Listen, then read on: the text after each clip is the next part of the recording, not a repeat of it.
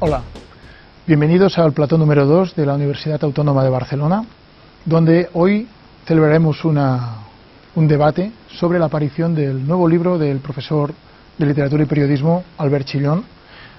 Yo soy David Vidal, también profesor de Literatura y Periodismo en esta facultad, la Facultad de Comunicación de la Autónoma en Barcelona, una facultad que en absoluto ha sido el primer libro de Literatura y Periodismo que alumbra, sino que desde los años 90 atesora ya una larga tradición de publicaciones académicas y de divulgación en este ámbito. En primer lugar, quizás lo que sorprende, para empezar la conversación con nuestro invitado Albert Chillón, es la idea de un libro que nació en el año 99, Literatura y Periodismo, un libro que ha tenido un largo recorrido en América Latina y en España, y 15 años más tarde, Albert, decides volver a alumbrarlo y rebautizarlo en cierta manera con este título, la palabra facticia. ¿Por qué de literatura y periodismo pasamos a la palabra facticia? Bueno, buenas noches, buenos días y gracias. La palabra facticia es un título que pretende dar cuenta de las reflexiones que hemos hecho no solo yo, sino un grupo de compañeros de Bellaterra, tú mismo, Gemma Casamayor, acerca de las relaciones entre literatura, periodismo y comunicación, en el sentido de que son relaciones que están viciadas por lo que podríamos llamar una aproximación que es bastante endeble desde el punto de vista conceptual y que en Bellaterra, en la escuela de Bellaterra, hemos intentado edificar, ¿no? Entonces, una de las razones que me llevaron al título es que está muy extendida la dicotomía ficción-no ficción, o lo ficticio y lo no ficticio. Y como bien sabes, David, somos un grupo de investigación que lleva más de 20 años trabajando en este campo. Nos hemos apoyado mucho en la filosofía del lenguaje, la literatura comparada, la lingüística, la teoría literaria, para alumbrar el campo periodístico. Y justamente uno de los corolarios de esta inspiración ha sido la convicción de que la palabra no ficción, que es una palabra de uso habitual, socorrida, es una palabra muy imprecisa y que incluso mueve a error, porque no hay propiamente no ficciones. Hay actos de intención o voluntad veraz.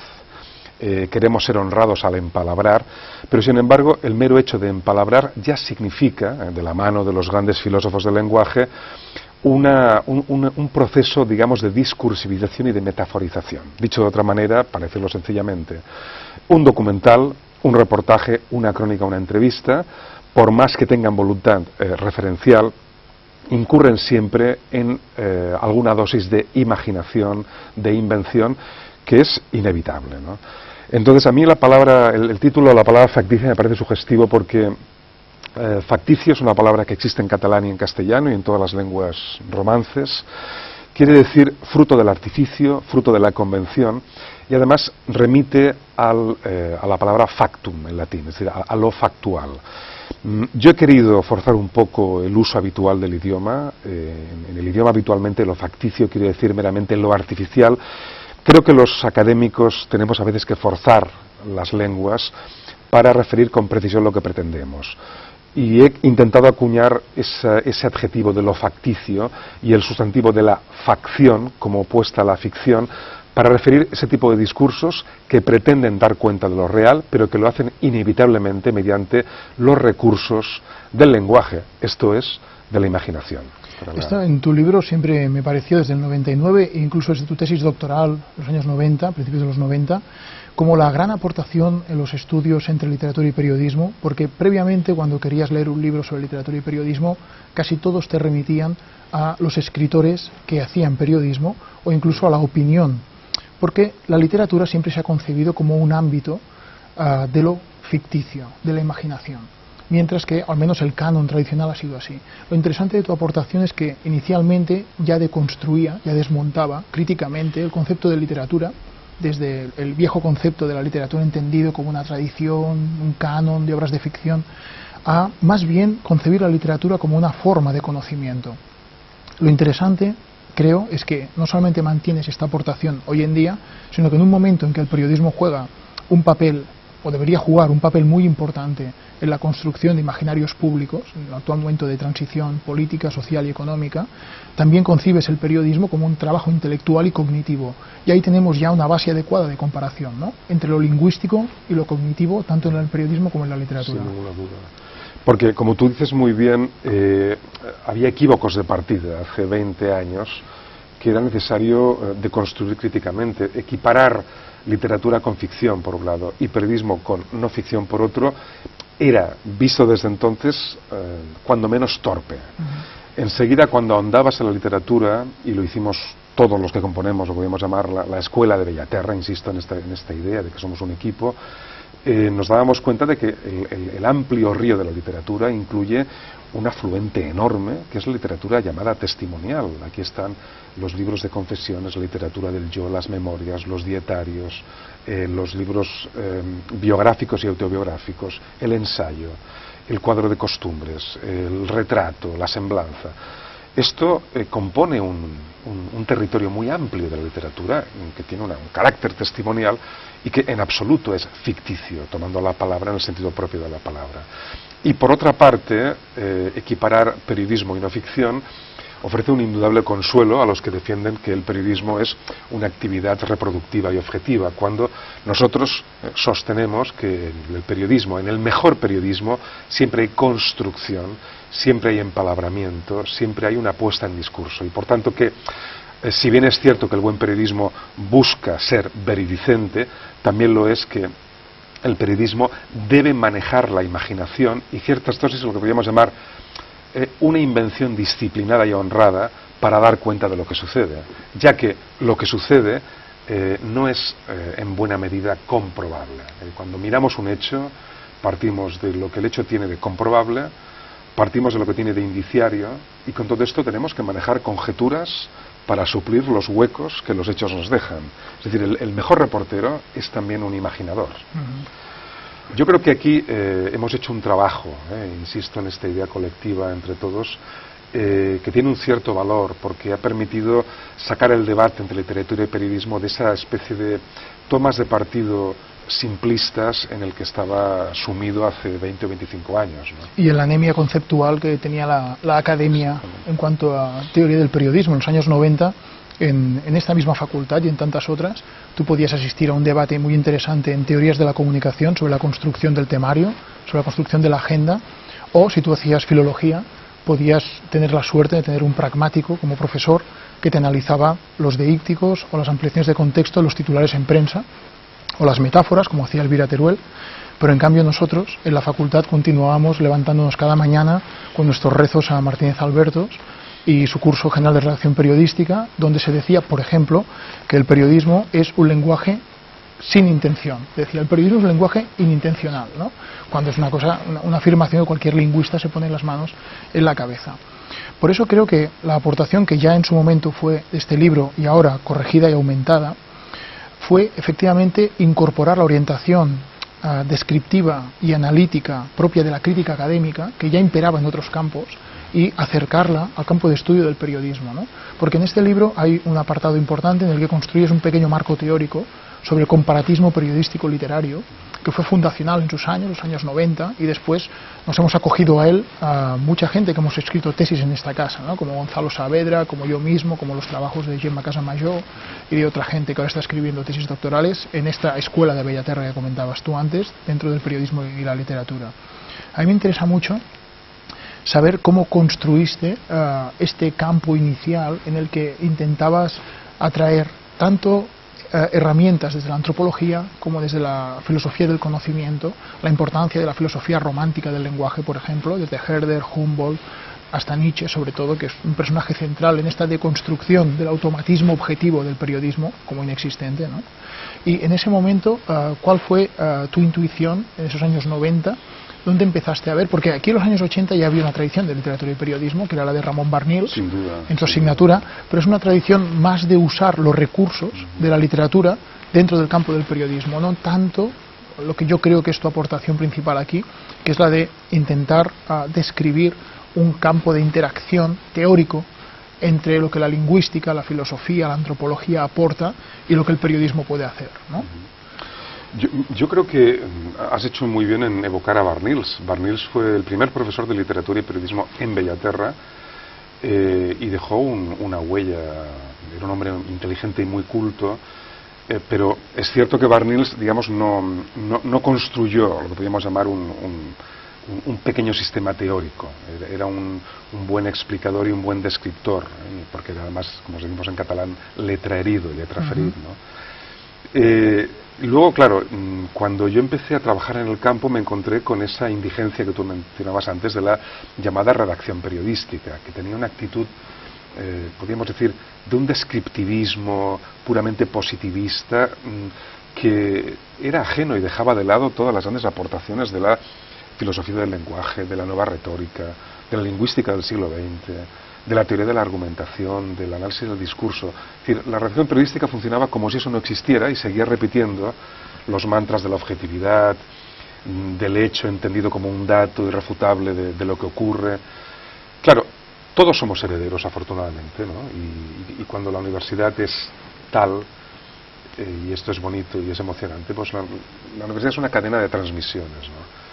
Yo tuve una gran influencia de mi gran maestro José María Valverde. Valverde fue el gran introductor de la filosofía del lenguaje en España. Yo fui alumno suyo en doctorado y recuerdo que literalmente me dio la vuelta a la cabeza y pensé, bueno, esto que cuenta el maestro Valverde, aplicado a la literatura, a la filosofía, a la vida misma, no puede ser que no tenga un correlato en el campo periodístico. Él me influyó mucho. Y luego una gran influencia que yo quisiera mencionar, porque acaba de fallecer, que fue nuestro, porque ha sido maestro de todos, nuestro admirado maestro y querido maestro, Héctor Borrat. Héctor Borrat, que vino a Barcelona huyendo de la dictadura en Uruguay y que trajo consigo una impresionante formación científico-social y también humanística. Héctor fue el primer profesor que en clase, además de poner, ¿no?, a nuestro alcance su formación científico-social, nos hablaba de retórica y de retórica de la argumentación, y hablaba de los famosos topoi, y de la inventio, y de la dispositio. Héctor fue una gran influencia para muchos de nosotros, ¿no? Y sobre todo porque Héctor, yo creo, es el gran punto de inflexión, lo que podríamos llamar el paso de la redacción periodística rudimentaria, positivista, a lo que a mí me gusta llamar comunicación periodística, que ya es una refundación del campo, ¿no? Como tú hablas muy bien, incluye un cambio de paradigma en el campo, que se nutre mucho de la literatura comparada, de la teoría literaria, de la lingüística, ¿no? Bueno, insisto, somos todos herederos. Yo heredé a aquellos maestros y luego tuve ocasión de compartir eso con personas que erais algo más jóvenes, y creo que todo eso compone lo que cabría llamar un pensamiento propio. Por eso hablaba antes de la escuela de Bellaterra. Y debo decir que la aportación principal que hemos hecho aquí, que estamos haciendo, es una aportación más bien de carácter teórico, porque fíjate que hoy han proliferado mucho las antologías sobre periodismo literario, de lo cual yo me alegro, me congratulo y lo celebro. Hay libros, el de Darío Jaramillo Agudelo sobre la crónica latinoamericana, el de Jordi Carrión, Mejor que ficción, que están en la antología, los libros de Roberto Herscher, Periodismo narrativo, los libros, el último libro de María Angulo Egea. Todos son libros estimables porque todos, yo creo, hacen una aportación de tipo antológico, es decir, reúnen textos de diverso tipo y se los ofrecen al lector. Hay una estimable labor, digamos, de espigamiento de los textos periodístico-literarios. Ahora bien, yo debo decir, y esto me movió a escribir esta segunda versión del libro del año 99, que yo pensaba en el 99 que aquella modesta porción teórica sería continuada de un modo que podríamos llamar nutrido, con muchos investigadores, pero yo solo veo unos pocos pasos adelante, en concreto tu tesis doctoral, que me parece magnífica, la de Gonzalo Saavedra, que es también espléndida, y poco más. Los textos que han ido apareciendo, los libros que han aparecido, no solo no hacen aportaciones creativas en el campo teórico, sino que incurren en retrocesos.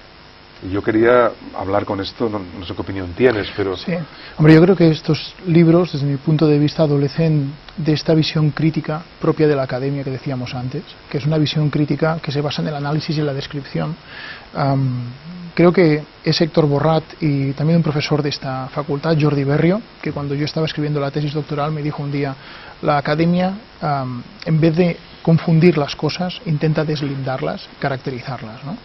Y algunos de estos libros efectivamente han incurrido en una cierta amalgama, en construir una cierta amalgama conceptual, ¿no? Por ejemplo, alrededor del concepto de crónica, que es una cosa que ya hemos comentado en alguna ocasión, cuando la crónica es un género más concreto, específico, con unos recursos puntuales que tienen su recorrido y que son muy útiles, ¿no? Pero que conceptuar como crónica todas las aportaciones del periodismo literario, del periodismo narrativo, seguramente no funcionan bien.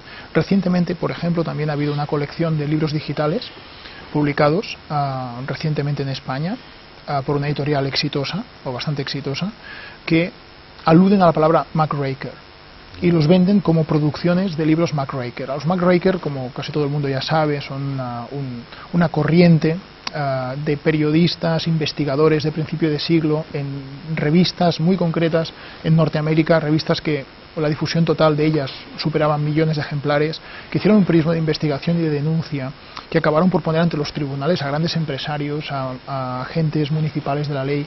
Realmente los MacRaker son palabras mayores, es el inicio de la tradición periodística, de los fact-checkers, de la comprobación, de ir hasta el final, de las fuentes cruzadas. Del reportaje de investigación. Del reportaje de investigación y luego bellamente escrito también, ¿no? Porque Upton Sinclair, por ejemplo, era un MacRaker, ¿no? Es decir, hay una gran tradición detrás. Bien, cuando tú haces una colección de libros digitales y usas la palabra MacRaker y lo haces solamente para apropiarte de una etiqueta que te va a dar pingües beneficios, pero en cambio eso no es nada más que una especie de dietarismo bobo y chato, que es lo que son, ¿no? Al fin y al cabo, no va más allá.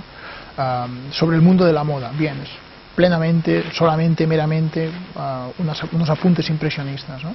Tenemos en el campo de estudio sobre el periodismo literario, por lo tanto, estas antologías, estas aportaciones que mal usan términos como MacRaker, como periodismo gonzo. Hemos tenido que sufrir la vergüenza de que gente como Samantha Villar use la palabra gonzo para lo que hace por televisión, ¿no?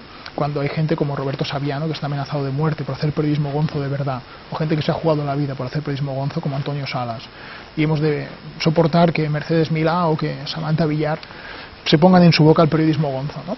Bien, toda esta divulgación, pero mal entendida, toda esta banalización de los términos específicos y característicos es lo que a mí me preocupa, ¿no? Y lo que encuentro que libros como el tuyo pueden ayudar a rescatar. Análisis, descripción, características específicas, qué es lo que tiene estas crónicas, qué es lo que tiene estos géneros, ¿no? No sé cómo lo ves. Mira, yo creo que una de las funciones de la investigación, como tú dices muy bien, es analizar, deslindar y discernir. Pero para hacerlo, antes, es muy importante partir de un fundamento teórico. No hablo de un marco teórico, hablo de un cimiento teórico. El cimiento teórico te lo proporciona la lingüística, la retórica de la argumentación, la filosofía del lenguaje, la hermenéutica. Ha habido grandes avances en estos campos en el último siglo. La redacción periodística ortodoxa prácticamente hizo caso omiso de ellos, pero es que los nuevos libros que se están publicando un poco subidos a esta ola, ¿no? Como en tabla de surf, a esta ola de la moda del periodismo literario, lamentándolo mucho, yo creo que no nos queda más remedio que constatar que son libros muy endebles desde el punto de vista conceptual, crítico-teórico, y que incluso dan pasos atrás. Tú has mencionado dos, el mal uso de MacRaker y el mal uso de gonzo. Yo añadiré otros dos o tres. La palabra crónica, tú lo has dicho, es una palabra que tiene un sentido propio. Ciertamente es un género flexible, un género que parte de la narración y de la observación en primera persona, pero claro, a sangre fría o noticia de un secuestro no son crónicas. La gran tradición de la entrevista de personaje no tiene que ver con la crónica. El retrato y la semblanza no son crónicas.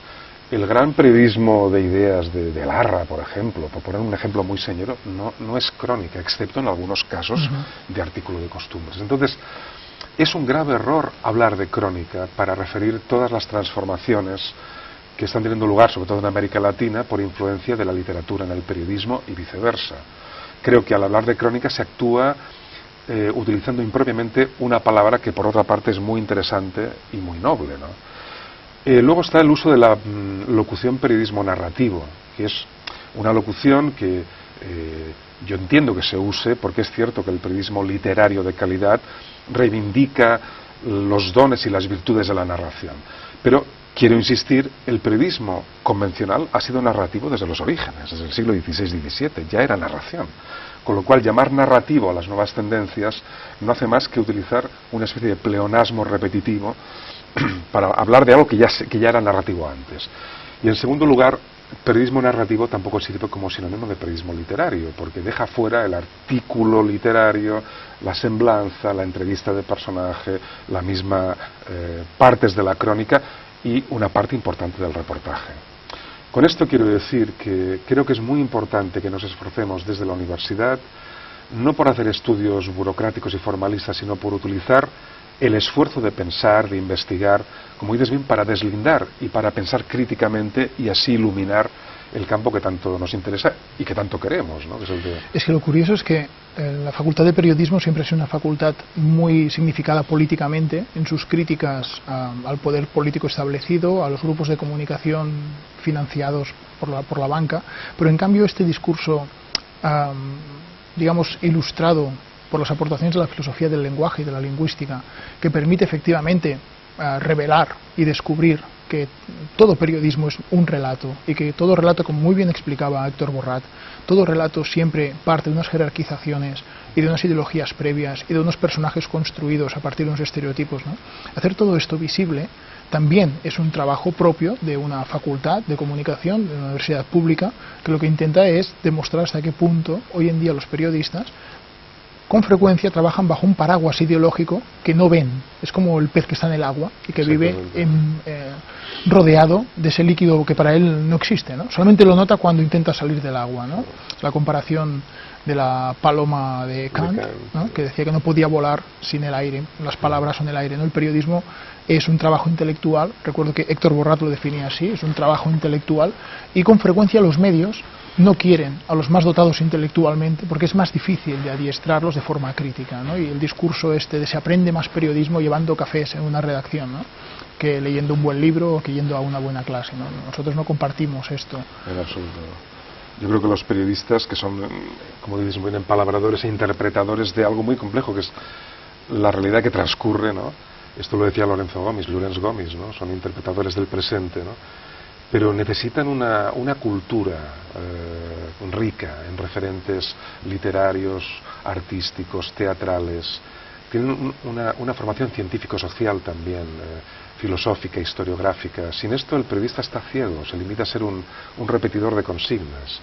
Y justamente nosotros creo que, entre todos los que trabajamos en Bellaterra, en este campo, estamos abogando y vindicando lo podríamos llamar una perspectiva humanística y científico-social aplicada al periodismo y a la comunicación, justamente porque pensamos que el periodista tiene una grave responsabilidad, es un intelectual, es un trabajador intelectual, como decía Max Weber, ¿no? Y porque lo que tiene enfrente, o delante, o ante sí, es tremendamente complejo. El problema es que buena parte de los estudios de comunicación en las facultades del ramo están siendo amputados de humanidades, amputados de enfoques críticos, de saberes críticos, y más que educar están cayendo en la mera instrucción en puras habilidades repetitivas, y esto yo creo que es lamentable. Cuando yo estudié periodismo, igual que cuando tú estudiaste periodismo, estábamos 5 años haciendo la carrera, ahora están 4, es probable que en poco tiempo estén 3 años, al menos en el espacio común europeo y en España, estudiando periodismo, estos 3 años además con un plan de estudios, como bien comentabas, plagado de asignaturas de carácter técnico aplicado, pero con muy poco espacio para la reflexión y para el estudio de marcos teóricos y conceptuales, ¿no? Es precisamente esto lo que hizo que nos planteáramos llevar a cabo una iniciativa que yo creo que tiene mucha relación con este libro, que es el máster en Comunicación y Humanidades también, ¿no?, que impartimos aquí. Comunicación, Periodismo y Humanidades, el MECOP. El MECOP es un máster que bebe de este marco del comparatismo periodístico literario y que en cierta manera viene a ser, creo yo, tal y como lo pienso, una especie de desideratum de lo que debería ser una carrera de periodismo, ¿no?, con un primer tiempo en el que reflexionamos sobre qué es el hombre, la antropología, lo que es el hombre y lo que es la mujer, obviamente, la antropología, cómo pensamos lo que ser hombre es la filosofía, cuáles son los límites y las posibilidades del conocimiento humano, la filosofía del conocimiento, la epistemología, ¿no? Cómo expresamos esos conocimientos con la retórica, y después a partir de aquí, que eso lo tenemos reflexionado y establecido, hay algunas facultades en España, como la de Pamplona, que tienen epistemología en primer curso y es una gran opción, creo yo, ¿no? Cómo pensamos el ser humano, cómo conocemos.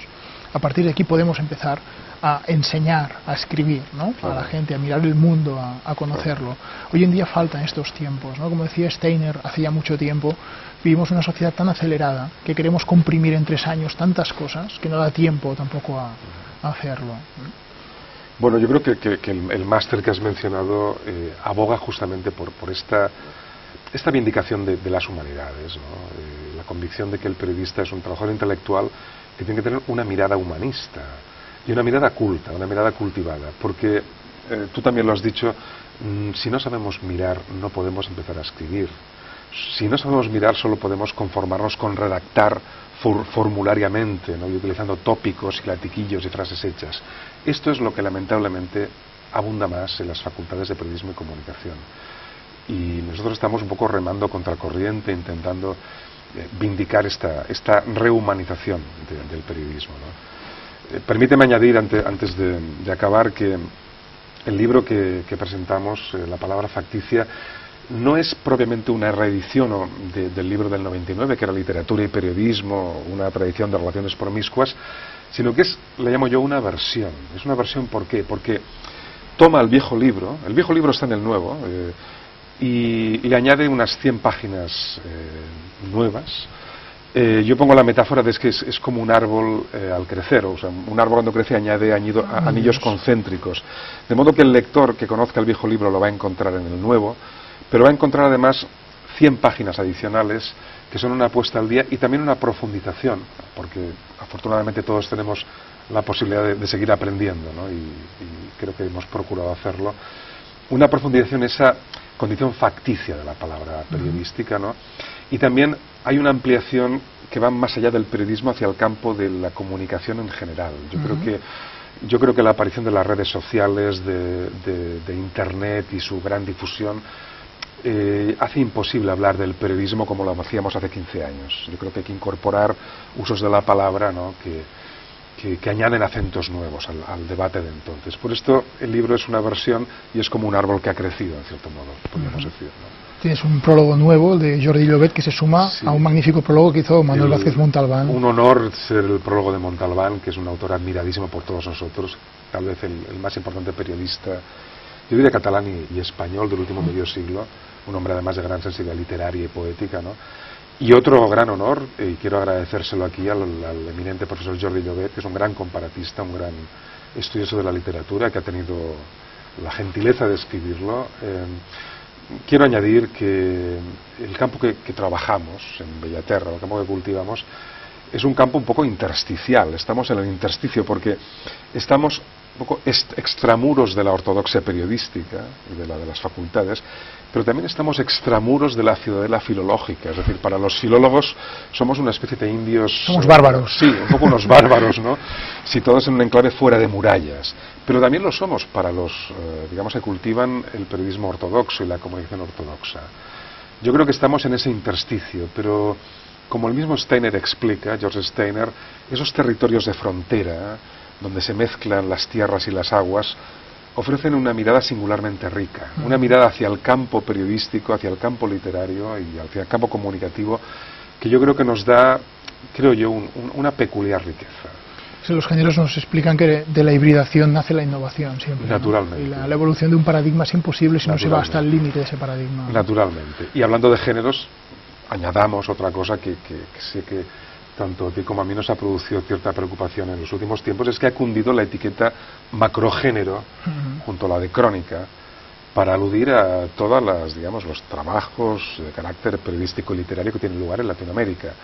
Claro, la palabra macrogénero expresa un grave retroceso de la comprensión que podemos tener del periodismo y del periodismo literario. Hablar de macrogénero es no decir nada. La palabra género en sí misma ya alude a lo genérico, contrapuesto al estilo, a lo personal. Pero si hablamos de macrogénero es como aludir a un cajón desastre que lo incluye todo. Por tanto, esa palabra ya delata, digamos, la vaciedad de pensamiento que la produce y que la ampara, ¿no? Yo creo que tenemos que hablar de géneros, como tú has escrito muy a menudo, ¿no? A la sombra de Bakhtin, son tipos de enunciado relativamente estables, pero son tipos de enunciado que tienen una cierta estabilidad y que tienen un cierto contorno. Podemos hablar de hibridación entre literatura y periodismo porque hay primero unas definiciones de género que son relativamente estables y que tienen cierta fijeza. Hablar de crónica en el sentido lato que se hace, o hablar de macrogénero, es volver a los años 60. Es un retroceso de medio siglo. Yo creo que tenemos que mirar adelante y no atrás, ¿no? Es por eso que decía que la aportación de este libro es quizás introducir estos ámbitos de la crítica lingüística, filosófica y filológica dentro del campo del periodismo, que estaban muy faltados de ellos. Bueno, pues no tenemos tiempo para más, así Muchas que gracias. Muchas gracias, Albert, y una invitación a todos nuestros amigos que nos han estado viendo para que disfruten de este libro, La palabra facticia, de Albert Chillol. Gracias. Muchas gracias. Gracias.